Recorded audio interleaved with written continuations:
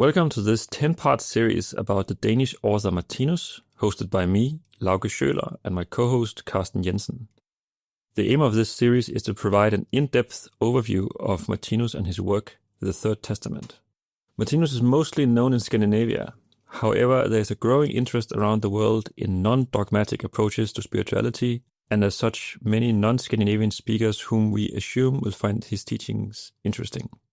But since most material about Martinus is in Danish, it can be a challenge for people outside of Scandinavia to know where to start or get a proper overview of the material. Over these 10 episodes, we dive into some technical detail as we try to convey some of Martinus' ideas. Martinus' work is vast and complex and takes up over 10,000 written pages, but we have picked 10 of the most central ideas to explore. We strive to make it as accessible as possible, and we hope it can provide the initial understanding of the most basic concepts that will make further study of his text more digestible. If you're interested in Martinus and his cosmology, you're welcome to visit martinus.dk for more information. In Denmark, there's an institute in Copenhagen which maintains the day-to-day administration, and there is a summer holiday center in Klint in northern Sjælland, where people interested in Martinus meet and study his works. Please enjoy. Welcome to episode 4, and this is about pole transformation. Yes, and in particular about what Martinus calls the sexual poles. Exactly, the sexual poles. And this is a huge concept, a huge sub-theme of Martinus literature that you don't see in many other kind of philosophies or literatures. Not at least analyzed to this detail. No, that's true. Exactly. And for some visual aid, I think looking up symbols 93 through 95 would be a good thing. And that can give you this visual illustration of what we are talking about here, especially the mix of the energies and so on. So if you want to look that up, it could be helpful. Maybe we would start by talking about just briefly that there's actually a number of polarities in the way Martinus described the living being and in his cosmology. So, for example, we have the polarity between the unmanifest and the manifest. We have in the basic faculties of consciousness that he's talking about, you have polarities between instinct and intelligence, for example, feeling and memory, gravity and intuition. So there's a number of different polarities, but the most important of them all is this sexual polarity between the male or masculine and the female or feminine. Exactly, yeah. And so that it is that that men in general have the masculine pole more dominant, and women have the female pole. Yeah, and maybe we should start by saying that actually this polarity is inherent in all beings. So all beings, according to Martinus, fundamentally are both masculine and feminine. But then there's kind of a rhythm or cycle where already if you look at the kingdom of nature, like if you look at the plant kingdom, you can see that some plants, they are bipolar. They have both masculine and feminine traits. Exactly. Whereas others only have one of these traits. Yeah. And even in the animal kingdom, you could also see that in the early part of the animal kingdom, there are also animals that have both physical manifestations, you could say, of both the masculine and the feminine pole. But what Martinus what he describes is how when you enter into the animal kingdom, in the culmination, you could say, of the animal kingdom, you have this very sharp division between beings in whom the masculine pole are dominant, the masculine beings, and then the opposite for the feminine beings. Exactly. It's actually only in the animal kingdom, out of the 6 kingdoms, the 6 realms we're talking about. Yes. It's only here that we are single-poled, and we are very accentuated in one pole. Yes. And because right now we are in this state, we are the oddballs. We are the exception. Cosmically speaking, yes. Yeah. And so in a sense, fundamentally, we are androgynous beings, both masculine and feminine. But there's a function in this. You could say maybe we should go back. So I think it was in episode 2 we talked about reincarnation and karma, and Martinus talks about how he has this concept of arcs of karma. Yeah. And some of them are very brief. So there's something called instant karma. Yeah. Immediately you experience the kind of backlash from your action. And then there are some that goes over years or between lives or thousands of years. But then you also have these huge arcs of karma that goes from one spiral cycle to the next. Yeah. And so there's a dependency. And we will get into spiral cycles later. Yes. Yeah. But briefly talking, it's about this. When we have this, the evolutionary cycle we know is kind of from the mineral kingdom to the plant kingdom to the animal kingdom and so on, and then onwards into some spiritual domains. And we have touched upon that. Yeah. And then we enter into the physical again. So there are all these cycles going on all the time. And so there's a cycle or rhythm that has to do with this sexual transformation that goes from one spiral cycle to the next. Yeah. And so if we in our previous cycle were masculine beings, in this cycle we are feminine beings, and vice versa. And this stretches over eons of time. It takes a long while to go through a whole cycle. Exactly. Yeah. Yeah, it's not just from one incarnation to another.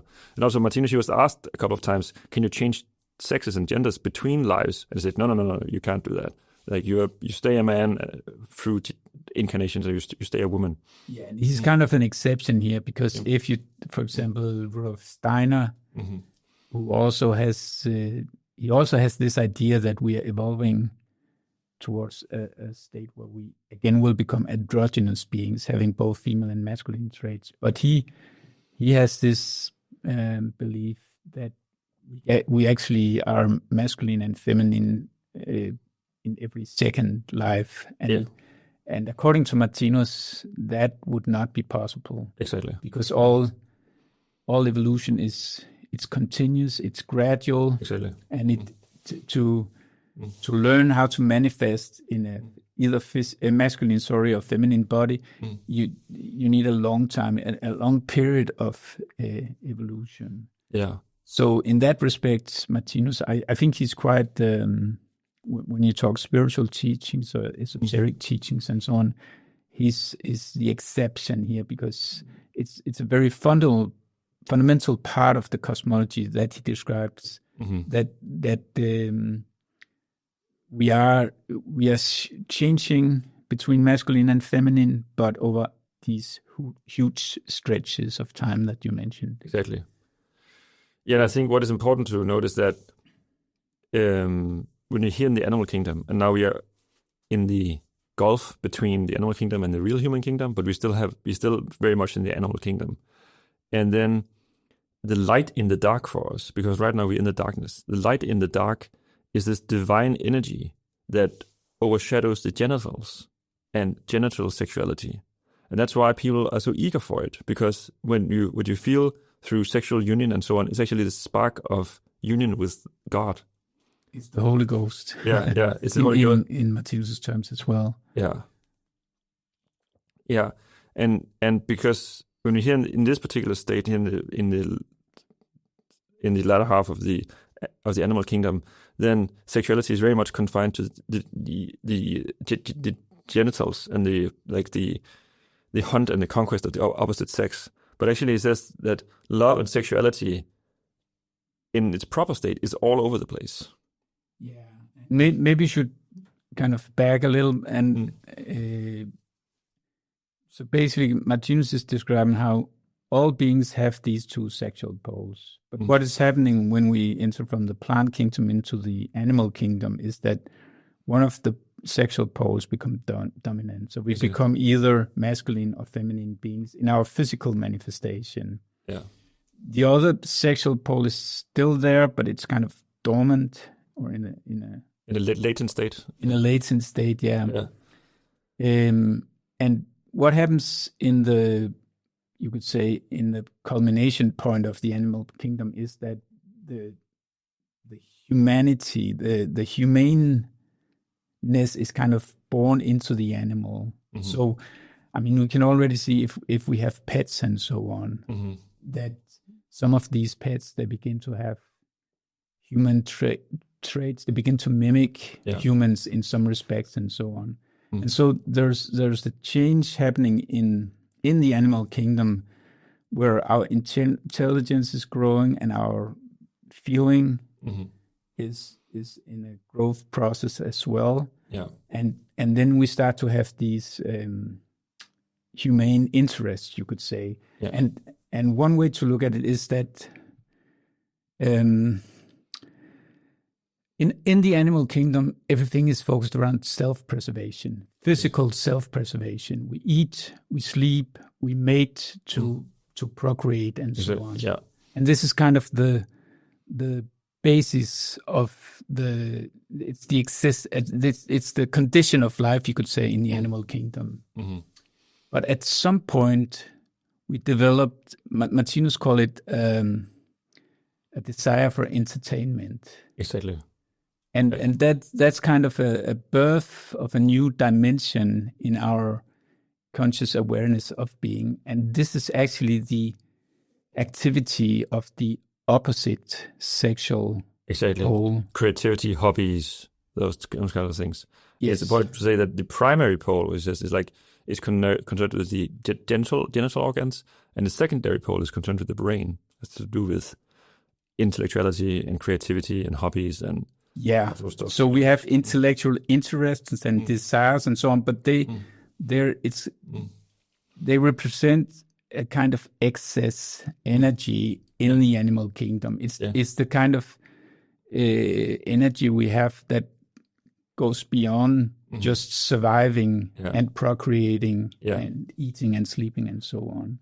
And they also mentioned once that it can be very difficult to explain to a young couple who is madly in love with each other that thing about being in love is not the highest form of love.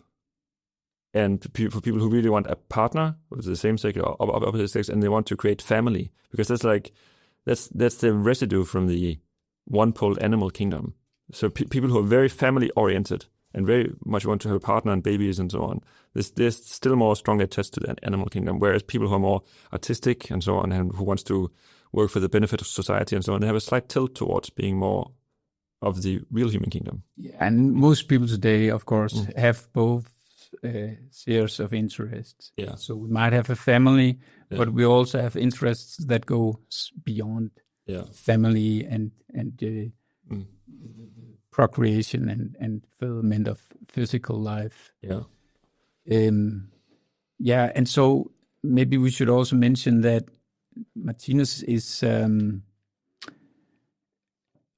was quite prescient in a sense that already in the 1930s and 40s, he was describing how sex and gender will change in the future. Exactly. And you will, in an increasing degree, see how people have both masculine and feminine traits, also physically, both in terms of their interests and modes of expression and so on, and but also the physical appearance. Yeah, physical appearance as well. Yeah, I think that writing that in the 30s and 40s might have seemed extremely weird.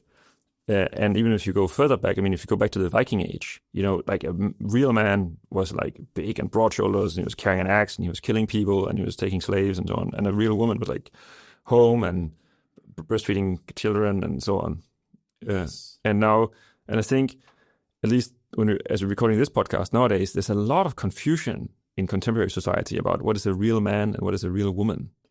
Exactly. Yeah. There's a lot of confusion, and you hear all sorts of theories about both from the left and the right, and conservative and liberals and so on. And everybody tried to pin down exactly what is a real man and a real woman. And if you don't understand this underlying current about this pole transformation, it gets really confusing. Yeah, and so one of the things that Martinus does describe is the kind of confusion that can arise in this process, and also different kinds of. So basically, he's describing how the first manifestation of this secondary, the activity of the secondary pole, that is the female pole if you're a man, or the masculine pole if you're a woman.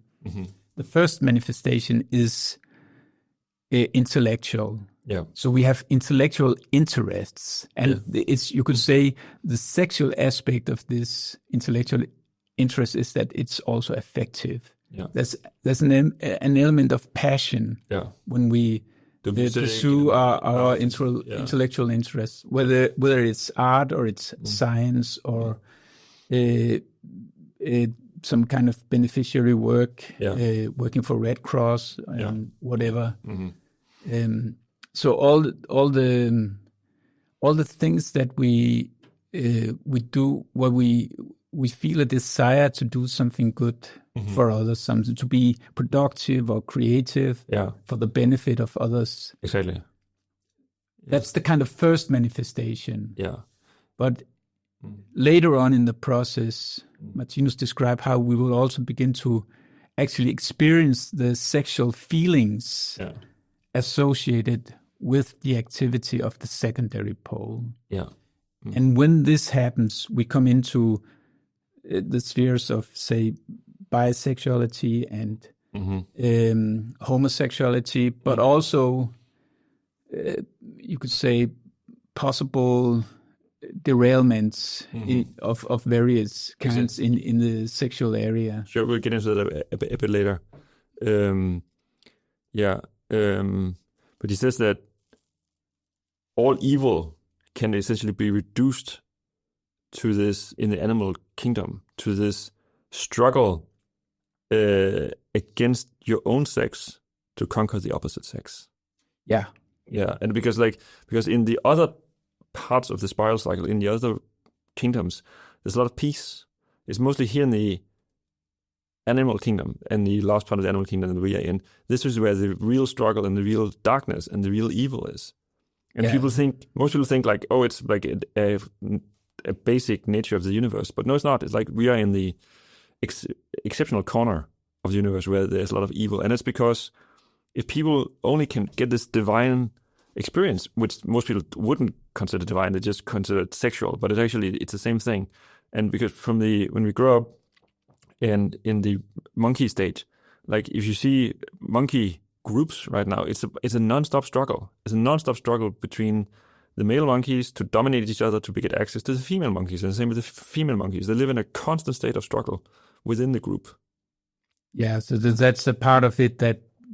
So yeah, you said it was the source of evil, and he also sometimes he calls the animal kingdom the hell zone. Yeah, because it's where all the suffering culminates due to this. First of all, there's a struggle for survival. It's either eat or be eaten to a large extent. Yeah. And then, of course, within species, there's this struggle between individuals of the same sex to kind of conquer or be conquered by individuals of the opposite sex. Yeah, so you have a lot of hatred and envy and jealousy and so on. Yeah, you could say these are natural features of being an animal. Yeah. And then, of course, once we become human and we expand our interests to other areas and we have more intelligence and so on, these animal traits, they're intellectualized. Exactly. They're actually first culminating when they enter into this intellectualized state. So we have now we don't. It's not only individuals fighting individuals, but it's states fighting states, and nations fighting states, or nations fighting nations, and so on. Yeah, exactly. Yeah, it says and also friendships amongst the same gender is actually a pretty new thing, and it says that's the hallmark of the real human kingdom we're entering into, that we can be friends with everybody.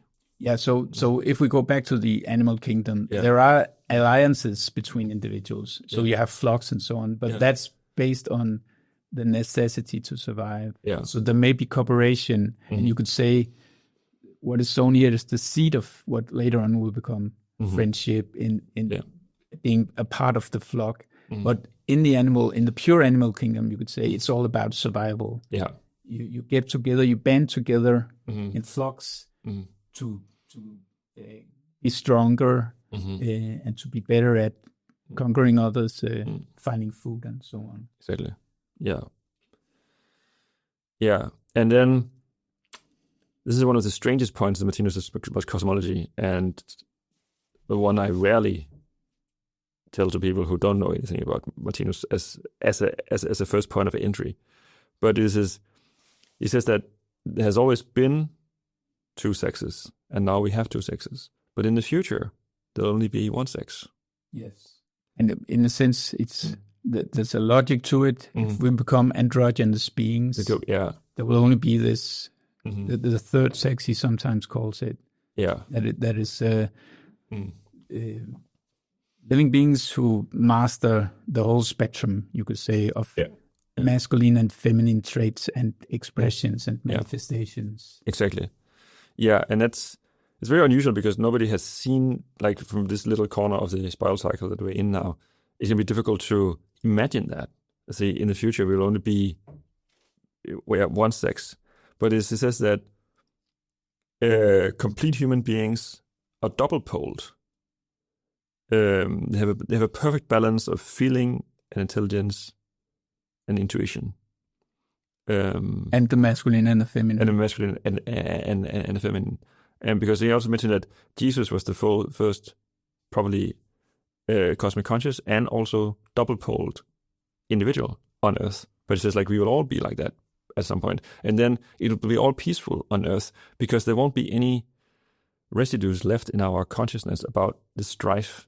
Because like people are nowadays still in their mentality, people are very hierarchical and status oriented. And why are we that? Why do we have this residue in our consciousness? It's because we still have these animal tendencies. It's about like, I want to be a little bit better than other people. I want to have a little more status. And why do you want that? Well, essentially, maybe to be interesting to the opposite sex. And that tendency is so ingrained in us. It's very difficult to shed it. But at some point, the last pieces of that will be gone, and we will be completely tolerant and completely peaceful towards all other beings.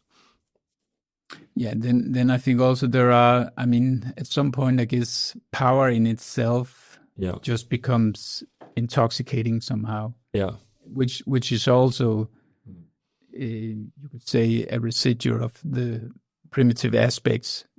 So from the animal kingdom that we inherit from the animal kingdom. But I think you see that power in itself can actually be almost sexually arousing for some. Yeah. And this is also where you see some of the darker sides of the kind of derailments that can happen in this process where you could say there's a transitionary state between being these heterosexual beings and then entering into a new domain where we are androgynous beings. Yeah. And in this transition, a lot of it's like watching babies being born. Exactly. It's not necessarily pretty. And so here we are kind of born into a new state of being, but the kind of transition into that new state is not necessarily pretty. It isn't. Yeah, this is the thing about it, because you have a lot of accidents here in the transitionary period, because you have a lot of people who have a little sliver of the new mentality, the new all peaceful, loving, new human kingdom mentality, and you usually see that in sects or cults or whatever. Is it like, oh, I've seen the light, and then people, they start a movement or sect or whatever, and then people get all confused about sex and money.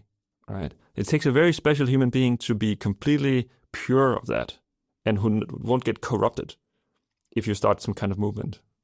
Yeah, for sure. And so maybe we should talk about, I don't know if you had that on your checklist, but Martinus have some categories. Sure, yeah. He apply to describe this transition. Yeah. So he used the letters A to K. Yeah. And the first stage that he calls the A stage is he calls it the zone of happy marriages. Yeah. It's when we are naturally inclined to stay with the same partner for our whole life. Exactly. So in this state, we don't actually need legal documents or anything to kind of confirm our matrimonial status, because it's all natural. So, for example, you can see it in some birds. They stay together for their whole lives. But there are penguins and so on. Sorry? Yeah, penguins. They just for sure, yeah. But also, according to Martinus, there's the state in the human part, you could say, of the animal kingdom, where also it's natural to be with the same partner, not only necessarily for one life, but sometimes for more than one lifetime. Exactly, yeah. And so this he calls the A stage. And then you have the B stage. And here he mentioned, I think he used the term cosmic bodies. Or cosmically dead bodies. So it's people like it's people who are in a more degenerate state, and they become things like gangsters and so on, gang members. So that's a particular stage as well. And then you enter into the zone of unhappy marriages. And that's the stage C.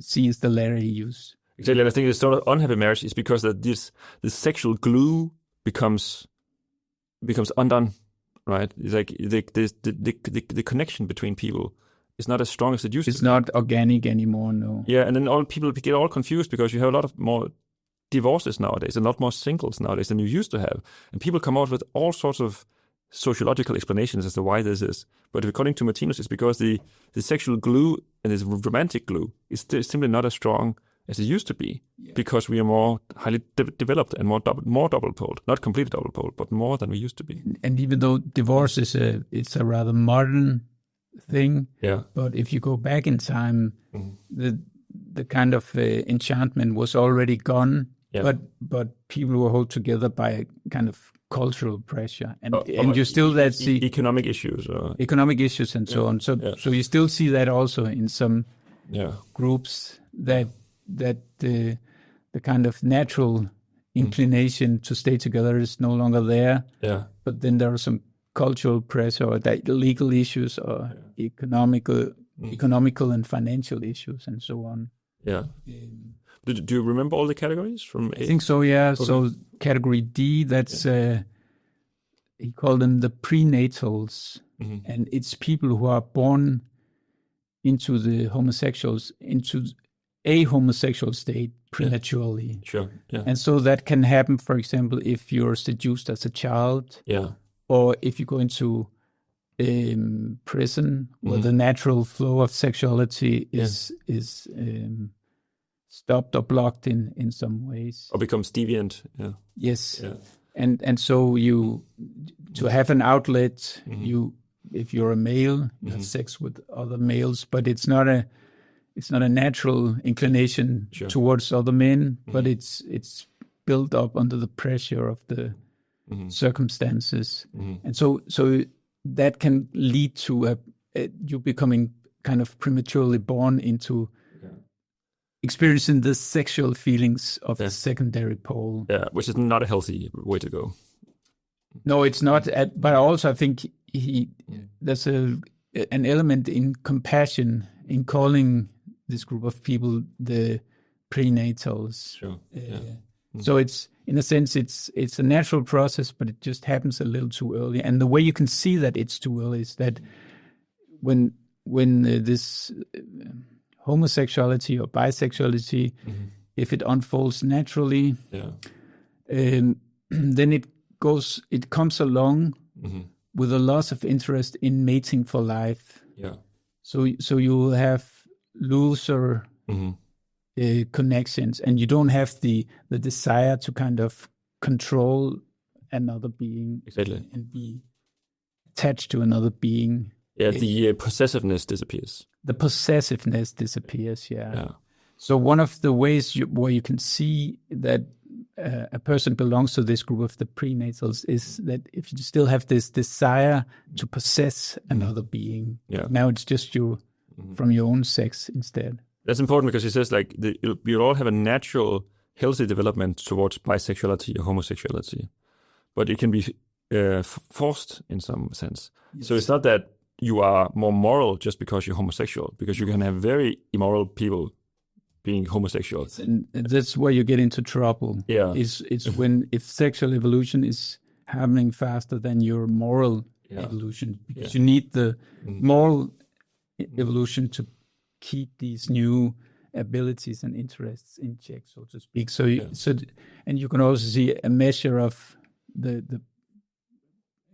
of you being prematurely born into this state is all the pain and suffering that comes along with it. Exactly. So when it happens naturally and organically, it happens in a way that leads to a minimum of suffering. That, of course, there's some, because it's a transition, it's a birth into a new state. Yeah. So it might not be possible to eliminate all suffering in this area, but it's different for different people how much suffering they'll have to experience in this particular area. Yeah.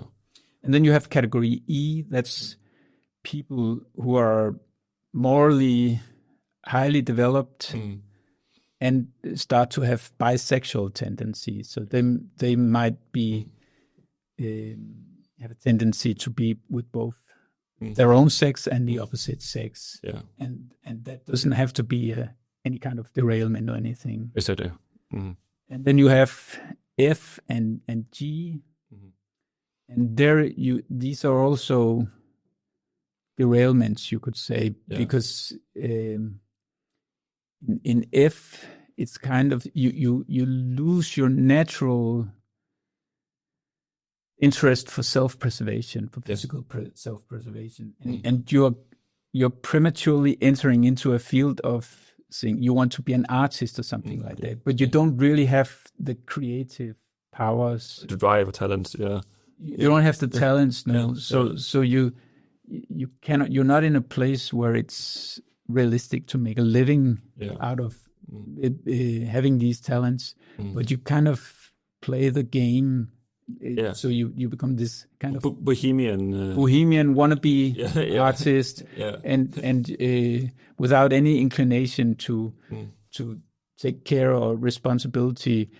For your own work situation, or even if you have children and so on, you might not be inclined to take any kind of responsibility. So it's a morally degenerate state that also creates a lot of suffering. Yeah.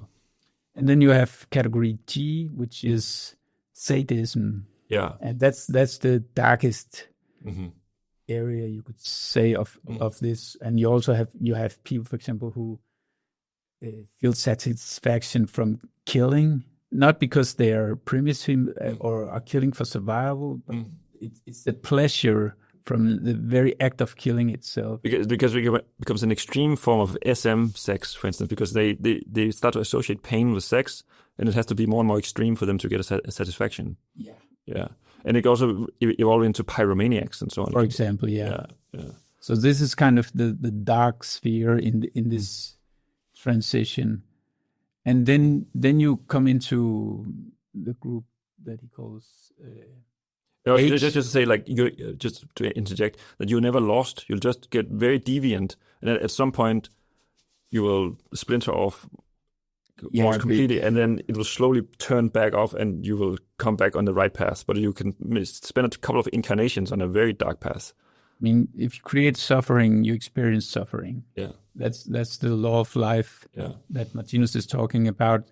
And having these experiences of suffering will gradually help you back to a sounder path, you could say. Yeah. But then you also have this group called H, which is people who for a very long time kind of preserved their heterosexual appearance, and they're not romantically involved with other beings, but they may stay with another being for moral more reasons. Yeah. For example, if you have brought children into the world and you feel an obligation to stick together. And in these relationships, very often, if both partners are of this category, they can have very strong friendships and common spiritual interests and interests of life overall that are outside of the sphere of family or matrimony. Then you have category I, which is they're homosexual as well, naturally inclined to be with their own sex, as Martinus describes it. And they are the group of people who are immediately in line of having the experience of this great birth, initiation into Christ consciousness. Cosmic glimpses and so on. Cosmic glimpses and so on. So they are very highly evolved being. Martinus will talk about hermits living in secluded areas and so on. And very humble people. Very humble people. And if they live in larger cities and so on, they will have, unless they're artistically very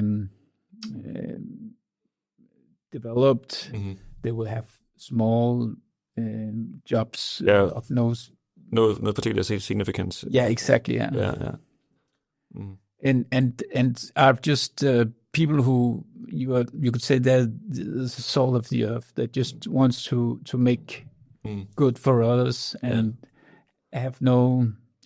do not have any particular selfish interests or anything. Yeah, that's one of the big paradoxes, I think, of life nowadays in this world that we have now, that the most highly developed people are also the most humble and therefore the least visible.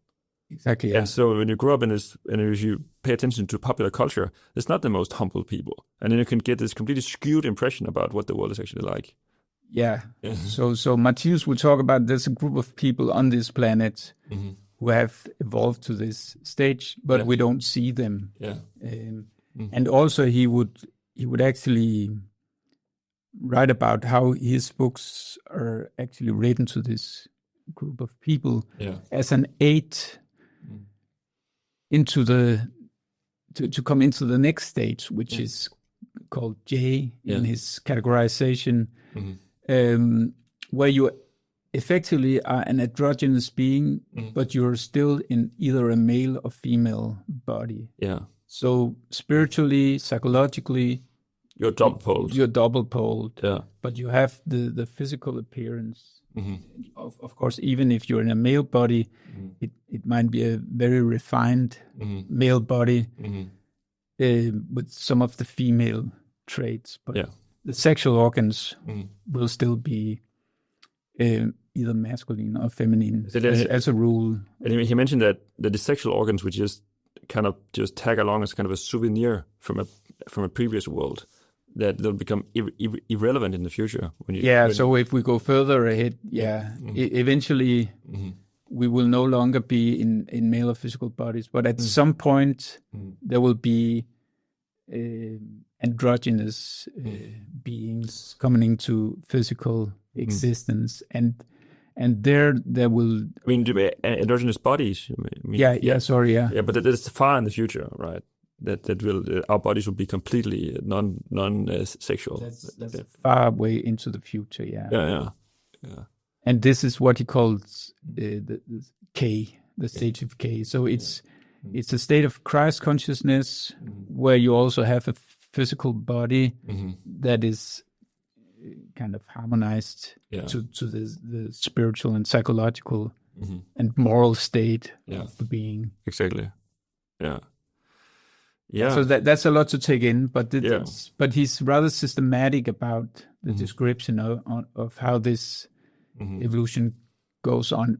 Also, there is a lot of uncertainties, so it's rather schematic. Yeah, very general. Very general, and it's you do not necessarily recognize yourself in any of these categories, because there might be kind of combinations that he hasn't really touched upon. And for example, Martinus didn't. You have have today people who change sex, and to my knowledge, Martinus never really commented on that. When you have transsexuals and so on, who actually have surgery, they have their sex changed from male to feminine or the opposite. I think he perhaps would say that it's part of the confusion. That you're trying to. I mean, it's not. It's natural that there are beings in a masculine body who suddenly feel like they're feminine. But I don't think he would advise us to kind of enforce artificially through surgery and so on the change of our physical appearance. I think he would see that the fact that is happening, he would see as part of the confusion that is associated with this change in. Exactly. It's also like was noting that he wrote this in the 30s and 40s and 50s, right? Back then, homosexuality was considered a psychiatric diagnosis. Yes, and it was illegal in some countries. It was illegal, and you could, like most countries, you could get the death penalty and so on. So just to say that he was ahead of his time, and so to speak, to write about a transformation that was just about to happen, and that we also nowadays see the beginning currents of where a lot of people, as I mentioned before, are extremely confused about it, because as you see, people want to regress to very clear gender roles, but now the cat is out of the bag, right? And you can't put it back in, and you see this tidal wave of new sexual habits coming. Right?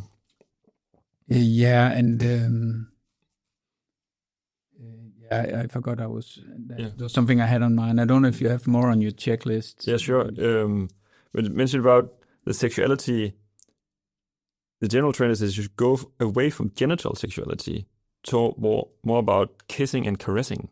Yes, that's an important thing. Yeah, and that's so he mentioned that, like, that he saw that in cinemas, for instance, that the long kisses became more prevalent than they had been before, because in the future we'll go more into a sexuality where just touch and kisses and very subtle movements will be enough to be very spiritually and organically stimulating, and it'll be sexually arousing.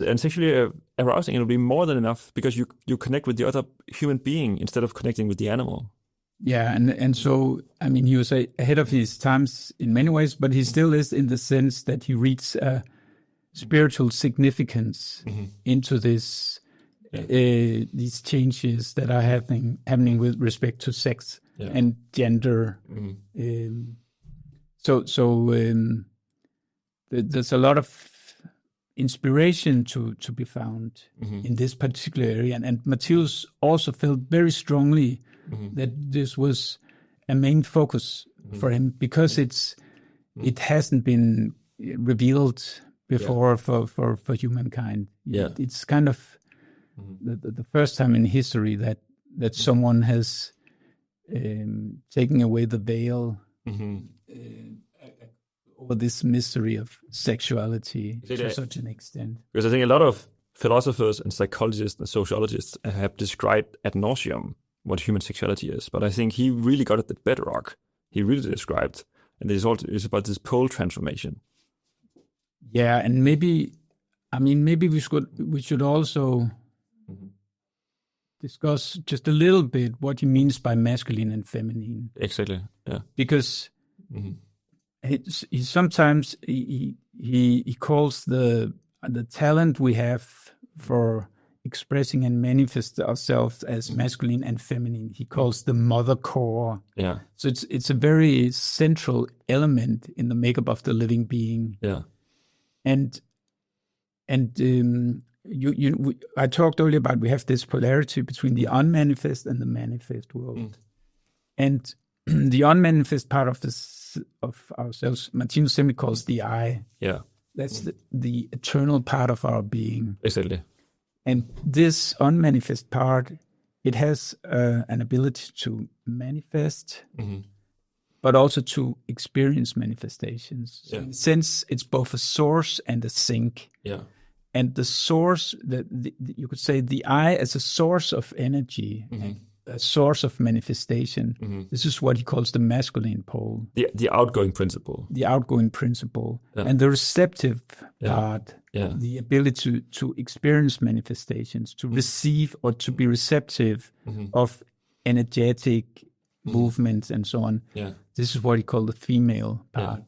So of course, it's inherent in all living beings because all living beings are both manifesting and experiencing. Which you also see in the mechanics of the sexual organs, right? Exactly, yeah. And so it's in particular in our physical manifestation, and of course also spiritual, because we come to identify with our body in the animal kingdom. Exactly. So there's a kind of, you could say, our spiritual domain is constricted by us identifying with the physical part, which is either masculine or feminine. Exactly. Yeah. So we become unconscious, you could say, in the dormant or latent pole. But it doesn't mean that it's not there. It's there all the time. We couldn't function. We couldn't experience anything. We couldn't act if we weren't both masculine and feminine. Exactly. Yeah. And he also mentioned that it's about setting each other free. You go from the possessiveness towards, and possessiveness, we want to possess the source of the divine in our sexual partner, to understanding that sexuality and divine love is everywhere. So the possessiveness and the jealousy goes away. And as you also see in the greatest love is to letting people go. And you see it also in the rise of polyamory and so on in our culture. Yeah, and you could say, so I think an important thing there is that you say what we actually experience in the sexual union, and you touched upon that before, is in a sense it's a revelation of the divine. So the sexual organism is in a sense an experience of God or of the divine. Yeah, in the orgasm. Yes. And so the limitation we have in the animal kingdom is that to achieve this state, we're dependent on the possession of being possessed by another being. So Martinus will also talk about the kind of asymmetry that you have between masculine and feminine beings, where the tendency is that masculine beings possess feminine beings, and feminine beings in the animal kingdom are aroused by being possessed. Being possessed, yeah.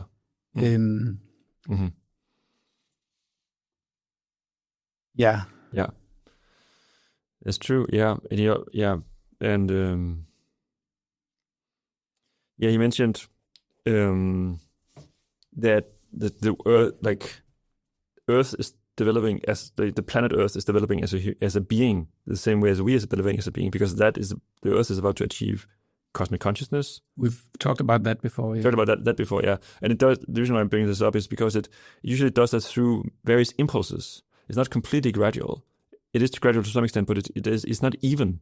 Like it comes in these impulses. It's rhythm. Yeah, there's a rhythm to it. And he mentioned that sexuality was released through a huge impulse in the year 1973, where you also saw this huge blooming of various new sexual customs and habits. Yeah. I think he said that the sexual and the psychic was liberated or given free. Yeah.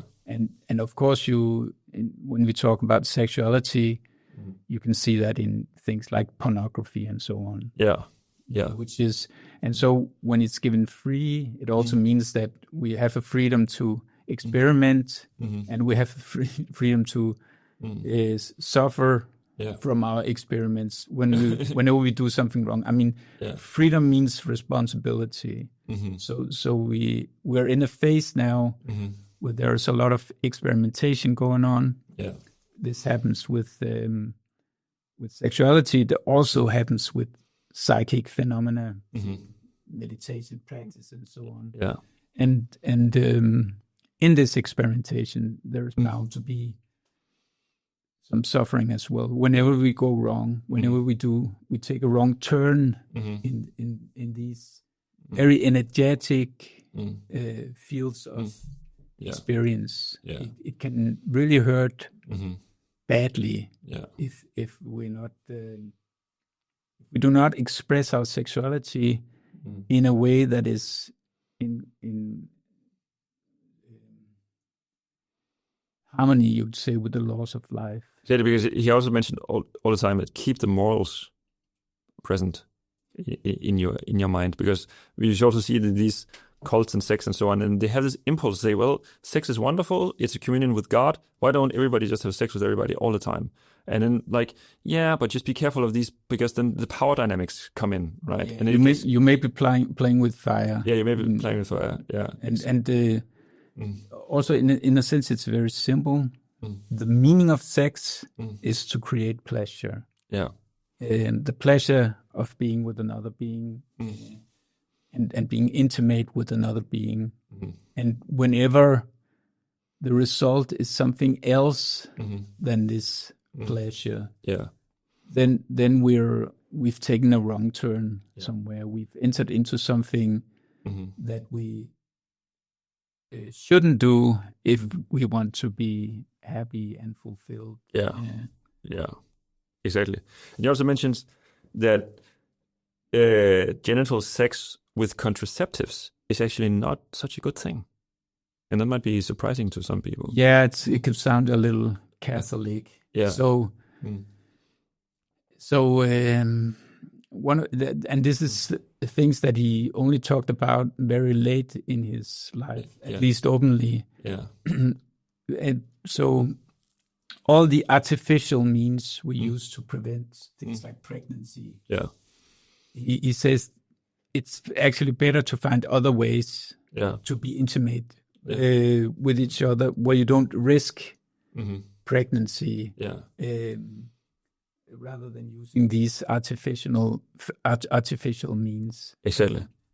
So that's his kind of